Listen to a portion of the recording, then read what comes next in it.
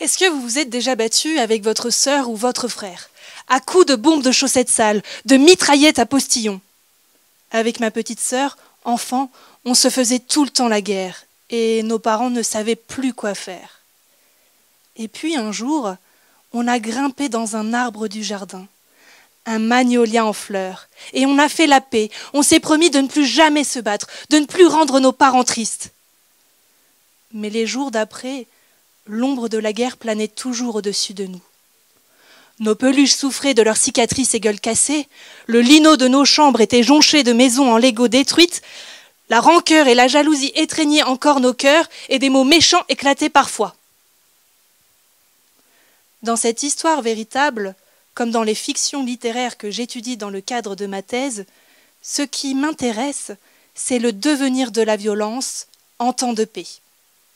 Les sorties de guerre, c'est l'expression qu'emploient les historiens pour désigner ce phénomène de transition entre le temps de la guerre et le temps de la paix.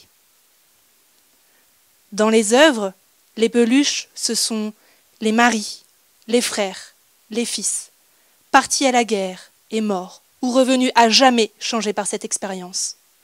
Ce sont aussi les femmes, les filles, les épouses, endeuillées, empêchées, maltraitées, et les enfants, fatigués par la faim et les menaces. Ces violences sont racontées par des auteurs et des autrices. Et parmi des dizaines d'autrices identifiées, j'ai choisi d'en étudier 5, 2 espagnoles, 2 italiennes et 1 française, qui étaient adolescentes ou jeunes femmes pendant la guerre civile en Espagne et la Seconde Guerre mondiale en Europe. Entrer dans cette littérature plurilingue, c'est se heurter à une double altérité, celle des expériences féminines de la guerre et celle des langues des autrices. Lire ces 6000 pages, c'est découvrir que ces œuvres proposent une écriture autre de l'histoire. Comparer ces textes, c'est préférer les différences, penser un monde commun au-delà des frontières et tenter de faire la paix.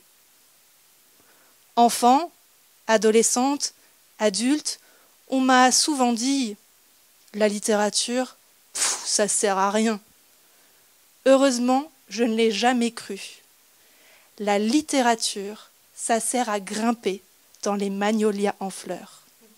Merci de votre écoute.